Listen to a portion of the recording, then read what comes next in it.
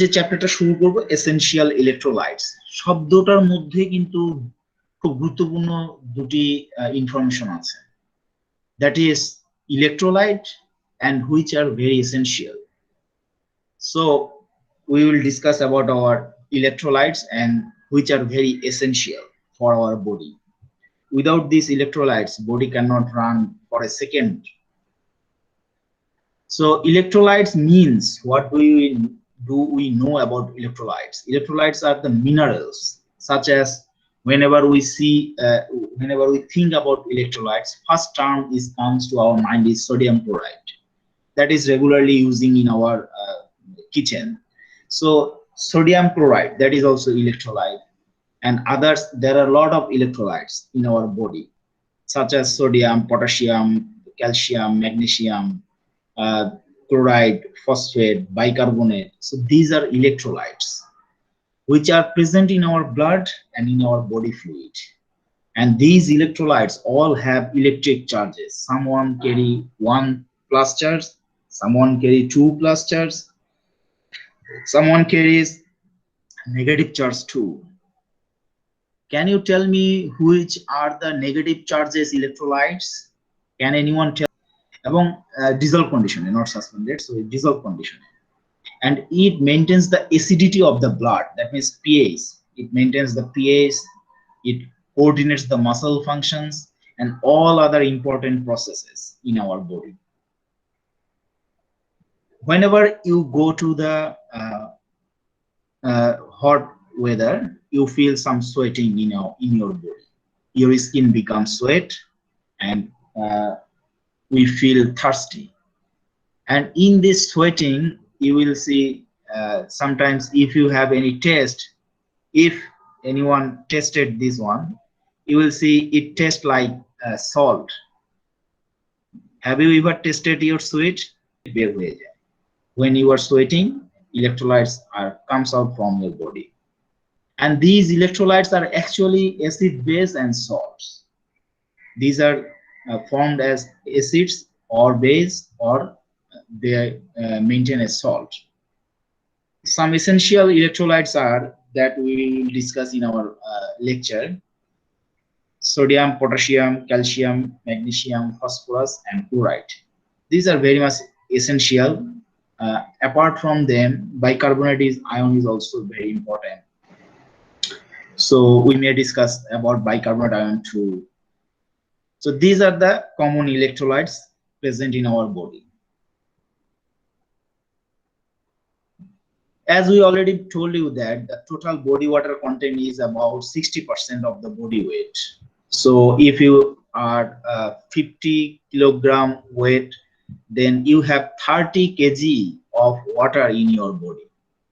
So your body contains 60% of your total body weight is water, and electrolytes is dissolved in this water. So water can move from one place to another place through a semi-permeable membrane, and the process is called osmosis. If we have two compartments that is divisible by semi-permeable membranes, then the concentration of electrolyte determines whether the solvent move from one place to another place, one compartment to another compartment, from one part to another part. If there is any concentration difference among the electrolytes, then water will go from higher concentration to lower concentration. That is called osmosis. Now tell me about what is diffusion. হচ্ছে সলিউটের concentration যদি বেড়ে যায়, তাহলে সেটা সেই দিকেই পানি movement করবে। অ্যাজ এ রেজাল্ট, এই যে আমাদের ওয়াটার যাতায়াত করছে, এই জন্য এখানে একটা অ্যাপ্রোপ্রিয়েট ব্যালেন্স তৈরি হয়, যাতে করে আমাদের শরীরে ইলেকট্রোলাইটের কনসেন্ট্রেশনটা কখনো হেরফের না হয়। কোষে যখন পানির অভাব হবে, তখন আমরা কি বলে পানি খেয়ে নিই, আমাদের শরীর পানির চাহিদা বেড়ে যায়। যখন পানির অভাব হয় সোয়েটিং এর সময়, পানিও বের হয়ে যায়। আবার যখন নাকি ডায়রিয়া হয়, খেয়াল করে দেখবা ডায়রিয়ার সময় আমরা প্রচুর ইলেকট্রোলাইট শরীর থেকে বের হয়ে যায়। ফলে আমরা কি করি, স্যালাইন খাই। স্যালাইন খেয়ে, স্যালাইনের মধ্যে সোডিয়াম আছে, পটাশিয়াম আছে, ক্লোরাইড আছে, সুগারও আছে। এগুলো খেয়ে আমার শরীরের ইলেকট্রোলাইট। সুতরাং এই যে মানে অসমোসিস হচ্ছে, এই যে আমাদের বডি ওয়াটার আছে, এই ওয়াটার গুলোতে আমাদের ইলেকট্রোলাইটস গুলো ডিজলভ কন্ডিশনে আছে। বডির ওয়াটার কন্টেন্ট গুলো কোথায় কোথায় কত পার্সেন্ট যদি আমরা একটা এক নজরে তাকাই, মুখস্থ করার দরকার নাই। দেখো, তুমি খেয়াল করে দেখো, তোমার ব্রেইনে কিন্তু সবচেয়ে বেশি ওয়াটার আছে। ব্রেইনে হচ্ছে 80 to 85% হচ্ছে ওয়াটার কন্টেন্ট। তোমার হার্টের 80% হচ্ছে ওয়াটার কন্টেন্ট। কিন্তু তোমার শক্ত জায়গা যেগুলো, বিশেষ করে টিথ, বোনস, এগুলোতে কিন্তু ওয়াটার কন্টেন্ট কম। স্বাভাবিক, শুকনো যেহেতু। এগুলোতে ওয়াটার কন্টেন্ট হচ্ছে 20%, 10%। আর অন্যান্য নর্মাল আমাদের যে functional organ, kidney, lungs, heart, brain, চারটা খুব গুরুত্বপূর্ণ আমাদের মানে অর্গান, সঙ্গে লিভার, এই পাঁচটা অর্গানের মোট মানে অংশটাই হচ্ছে তোমার ওয়াটার। পুরো অংশটাকেই বলা হচ্ছে ওয়াটার, আর বাকিটা হচ্ছে সলিড কন্টেন্ট। কন্টেন্ট এক এক রকম, হাড়ের মধ্যে একরকম, হাড়ের মধ্যে সবচেয়ে কম 20% আমরা এখানে দেখেছি। বোনসের মধ্যে 20 থেকে 25% হচ্ছে ইয়ে। তো টোটাল বডিতে একটা গড় অ্যাভারেজে দেখা গেছে যে আমাদের টোটাল বডির 40% হচ্ছে সলিড। এখানে নিচে লেখা আছে 40% is solid, which is fat, protein, carbohydrates, minerals, that are our electrolytes. These are solid 40%, and another 60% is our total water content. And among this water, which is prominently used in the intracellular part, wherever your cell, inside the cell, that contains more than 50% of water, and outside the cell, just the belongings or outside belongings of the cell contains 12 to 15% water. And in the plasma that is placed in our blood, that is main component, one of the main components of the blood, that contains only 5% of water, and 45% of the 95% of the plasma is plasma protein or another substances. So this is our total content of water. 60% of total body weight is water, and 40% of your total body is solid in content. Okay, so whenever we want to study about fluid, then there will be come a question: what are the compartment in our body? As fluid is moving from your body from one place to another, so from where it comes and where it goes, that is called compartment.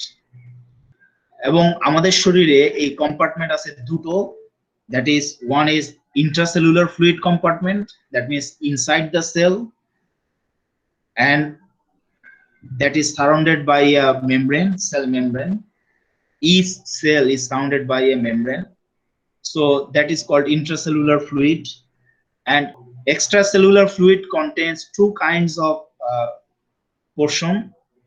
One is plasma, that is placed in our blood, and another one is interstitial fluid, in between two cells or surrounding of a cell, is called interstitial fluid. These are the compartment in our body. And interestingly, these two compartments has different kinds of electrolyte concentrations, and you have to memorize it until your lifetime. Sodium chloride is found in your extracellular fluid mostly, এবং intracellular fluid contains potassium and phosphate. এই লাইনটা হচ্ছে এই কোর্সের, এই চ্যাপ্টারের প্রধান মানে বার্তা, প্রধান আকর্ষণ। এক্সট্রাসেলুলার ফ্লুইড, যেটা আমরা বলছিলাম সেলের বাহিরে, যেই সেলের বাহিরে দুটো জায়গা আছে, একটা হচ্ছে প্লাজমা, একটা হচ্ছে ইন্টারস্টিশিয়াল ফ্লুইড। এই দুটো জায়গায় সবচেয়ে বেশি থাকবে সোডিয়াম ক্লোরাইড। আর সেলের ভিতরে, কোষের ভিতরে যে জিনিসটা থাকবে সেটা হচ্ছে পটাশিয়াম এবং phosphate. We see in the picture intercellular fluid which is 60%, almost 60%, and others interstitial fluid is 12%, plasma is 5%, and other fluid. So this is the total water content in our body. শরীরে কাজটা হচ্ছে এই যে অসমোসিসটা maintain করা, শরীরের osmosis হচ্ছে, এখন যদি কোথাও যদি এই ইলেকট্রোলাইট বেশি হয়ে যায় বা কমে যায় তাহলে অসমোসিসের যে একটা ব্যালেন্স আছে এই ব্যালেন্সটা নষ্ট হয়ে যাবে, এবং এই ব্যালেন্সটা নষ্ট হয়ে তোমার সেলটা ডাই হয়ে যাবে। এবং আমাদের বডি নিশ্চয়ই চাইবে না, আমাদের শরীর চাইবে না যাতে আমাদের শরীরটা কোনো কারণে বিপদগ্রস্ত হোক, কোনো কারণে আঘাত পাক, কোনো কারণে ইমব্যালেন্স হয়ে যাক, একেবারেই মৃত্যু যদি না আসে, একেবারেই যদি আমাদের সৃষ্টিকর্তা মৃত্যু লিখে না রাখেন তাহলে বডি চাইবে না যে তোমার কোষটা নষ্ট হয়ে যায়। তো সেই যে নষ্টটা হবে, নষ্ট হওয়ার আগে, বিপর্যয় আসার আগে এই ব্যালেন্সটা নিয়ন্ত্রণ করে হচ্ছে আমাদের এই ইলেকট্রোলাইট। শুধু তাই নয়, আমাদের শরীরের পিএইচ নিয়ন্ত্রণ করে, পিএইচ, অ্যাসিডিক অর বেসিক, এই অ্যাসিড বেস ব্যালেন্সটা নিয়ন্ত্রণ করে এই ইলেকট্রোলাইট।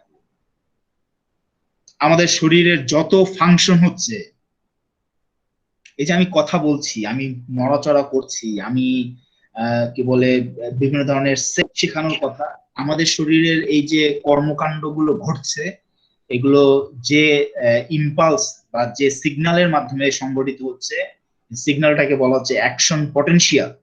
এবং এই অ্যাকশন পটেনশিয়ালে এই ইলেকট্রোলাইটস গুলো আদান প্রদান হয় সেলের ভিতর থেকে বাহিরে।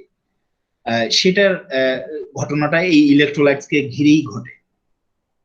শুধু তাই নয়, আমাদের শরীরের অনেকগুলো প্রোটিন আছে, এনজাইম আছে যাদের কাজ করার জন্য এই কি বলে ইলেকট্রোলাইটস গুলোর প্রয়োজন আছে, তাদের উপস্থিতি ছাড়া কাজ করতে পারবে না। যেমন একটা উদাহরণ দিই তোমাকে, শুধুমাত্র আমাদের যে মাসেল কন্ট্রাকশন হচ্ছে, সব ধরনের মাসেল, ইভেন আমাদের হার্ট মাসেল, আমাদের নর্মাল অন্যান্য জায়গার মাসেল, সেই মাসেল গুলো কন্ট্রাকশন হওয়ার সময় ক্যালসিয়ামের দরকার আছে। Without the presence of calcium muscle contract করতে পারবে না। তো ক্যালসিয়াম একটা এসেনশিয়াল। ইলেকট্রোলাইটস গুলোকে আমরা যে এককে প্রকাশ করি, typically expressed in the term of milliequivalents per liter. The term is milliequivalents per liter. এই টার্মে আমরা প্রকাশ করি। এই এক চার্জের একক আধানের কোনো ইলেকট্রোলাইট হয় তাহলে মিলি ইকুইভ্যালেন্ট পার লিটার আর মিলিমোল পার লিটার একই জিনিস, সমান। একক চার্জ আছে কোনগুলোতে? যেমন সোডিয়ামে আছে একক চার্জ, একক আধান, এক আধান। ক্লোরাইডে আছে এক আধান, নেগেটিভ চার্জ।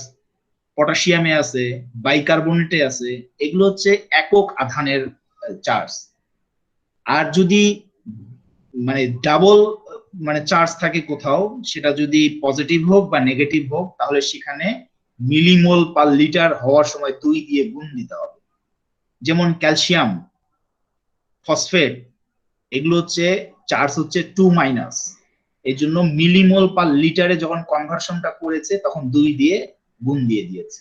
আমরা ভবিষ্যতে যতগুলো শিখবো, আমরা ম্যাক্সিমাম বইয়ে মিলি ইকুইভ্যালেন্ট পার লিটার আছে, হ্যাঁ, মিলি ইকুইভ্যালেন্ট পার লিটারে আমরা সেটা শিখবো।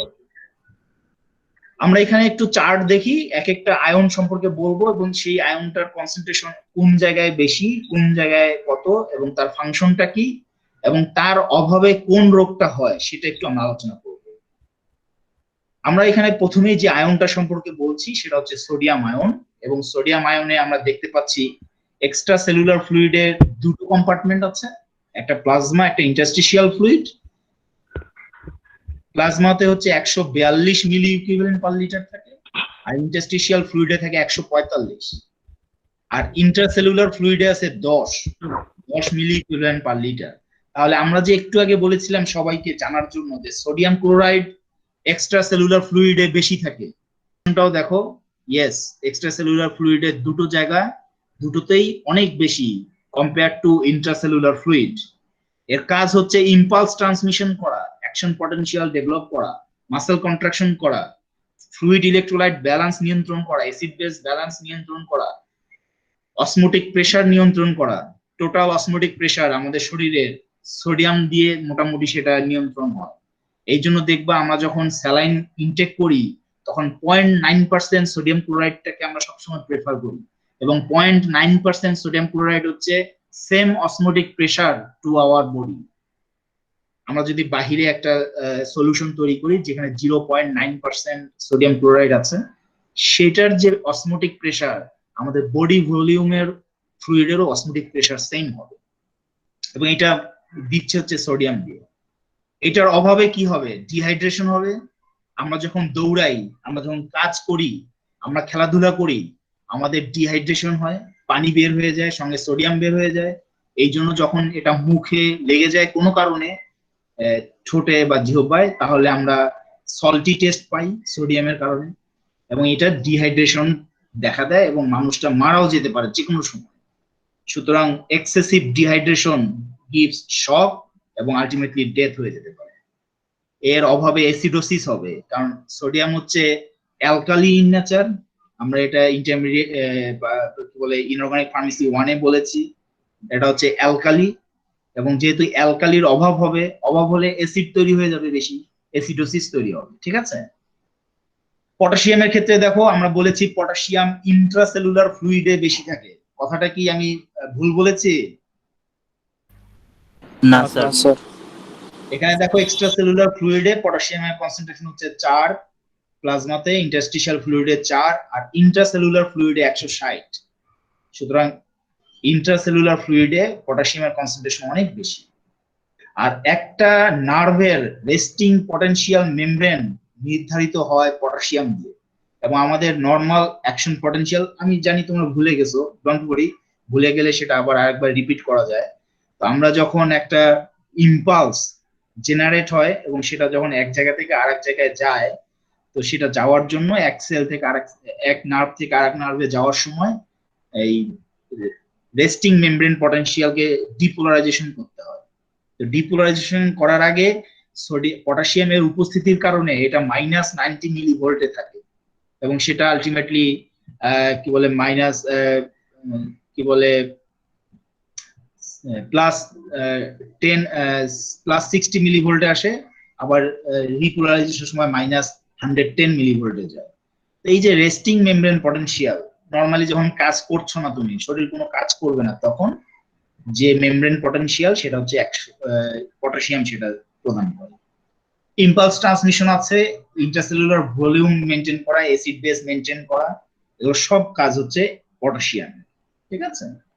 পটাশিয়াম এটার অভাবে যেটা হবে, ওই ডিহাইড্রেশন হবে, অ্যাসিডোসিস হবে, এবং রেনাল ড্যামেজ হয়ে যাবে, কিডনি ড্যামেজ হয়ে যাবে।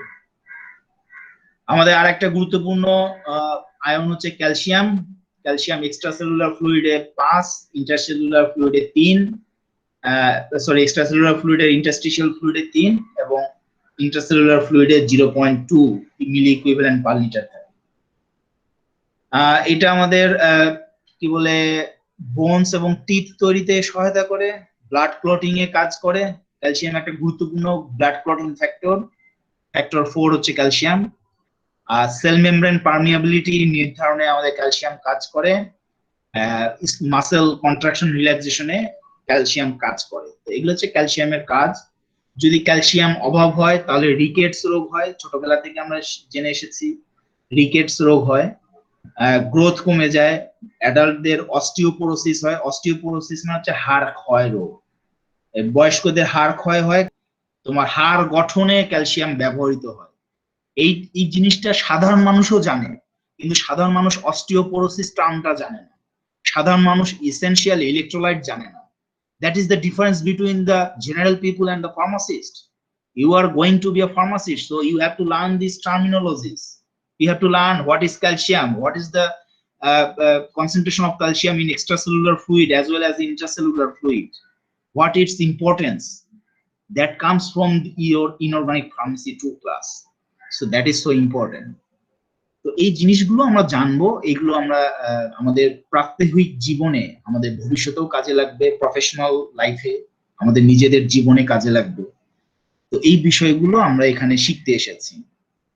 আমরা ম্যাগনেসিয়াম সম্পর্কে বলি, আমরা একটু এগিয়ে যাই। ম্যাগনেসিয়াম সেলের ভিতরে বেশি থাকে 35, খেয়াল করে দেখো আইসিএফ কন্ডিশন 35 আর ইসিএফ এ 3 এবং 2 আছে। আমাদের ম্যাগনেসিয়ামের রোলটা হচ্ছে ওই যে বোনস এবং টিথ এটা ফর্মুলেশনে কাজ করে, পাশাপাশি এর মেইন কাজটা হচ্ছে ম্যাক্সিমাম এনজাইমের মানে কাজ, এনজাইম গুলো এক একটা প্রোটিন এরা কাজ করতে চায় না, এরা খুব মানে ঝামেলার একটা বিষয়, এবং এই কাজ করার জন্য এদেরকে কিছু প্রভাবক হিসেবে আমাদের দিতে হয়, এবং এই প্রভাবক গুলোতে ম্যাগনেসিয়াম একটা খুব গুরুত্বপূর্ণ প্রভাবক হিসেবে কাজ করে। They can act as a cofactor, এবং binding of magnesium to enzymes it activate the enzymes, এবং এই এনজাইমটাকে অ্যাক্টিভেট করে সে বিভিন্ন ধরনের কাজ করে। এবং ম্যাগনেসিয়াম যদি ডেফিসিয়েন্সি হয় তাহলে তোমার মাসল ট্রেমর হবে, কনফিউশন হবে, ভ্যাসোডাইলেশন হবে। এই শব্দগুলো নতুন তোমাদের কাছে, ধীরে ধীরে তোমরা শিখবে। ভ্যাসোডাইলেশন মানে হচ্ছে তোমার একটা আর্টারি ডাইলেট হয়ে যাওয়া, ফুলে যাওয়া, এবং মানে রিল্যাক্স হয়ে যাওয়া। তো রিল্যাক্স হলে কি হবে, মাসল আর্টারি যদি খালি রিল্যাক্স থাকে তাহলে ব্লাড প্রেশার ফল করবে, এবং কনফিউশন তৈরি হবে তোমার ব্রেনের মধ্যে, তোমার ট্রেমর হবে, ঝাঁকি দিবে, মাসল ঝাঁকি দিবে। তো এই ঘটনাগুলো ঘটবে। তো টোটাল ক্যাটায়ন 4টা আছে, যদি আমি শুরু থেকে বলি, sodium, potassium, calcium, magnesium. Total ক্যাটায়নের সংখ্যা দেখো, এক্সট্রা সেলুলার ফ্লুইডে হচ্ছে 154, প্লাজমাতে ইন্টারস্টিশিয়াল ফ্লুইডে 154, এবং ইন্টারসেলুলার ফ্লুইডে হচ্ছে 205। এটা হচ্ছে টোটাল যোগফলটা আর কি, আমরা যোগফল দিয়ে এটা বলেছি। আর আমরা একটু নেগেটিভ আয়ন গুলো দেখি, যে আয়ন গুলো আমাদের অ্যানায়ন হিসেবে আছে, সেই অ্যানায়ন গুলো এক চার্টের মধ্যেই দিয়েছি। অ্যানায়ন গুলোর মধ্যে খুব গুরুত্বপূর্ণ অ্যানায়ন হচ্ছে আমাদের ক্লোরাইড এবং বাইকার্বনেট, আমরা সেটা আকারে দিয়েছি। আর একটা হচ্ছে ফসফেট। ফসফেটটা শুরুতে দেয়া আছে, এটা ইন্টারসেলুলার ফ্লুইডে বেশি আছে, আমরা সেটা কি বলে আধা ঘন্টা আগে যে একটা লাইন বলেছি ওই লাইনটার সঙ্গে মিলে যায়, যে পটাশিয়াম এবং ফসফেট ইন্টারসেলুলার ফ্লুইডে বেশি থাকে, আমরা বলেছি বারবার। এবং এই ফসফেট এমনই গুরুত্বপূর্ণ, তোমার মানে ডিএনএ ফরমেশন হয়েছে, ডিএনএ ফরমেশন করতে গেলে তোমার ফসফেট লাগবে।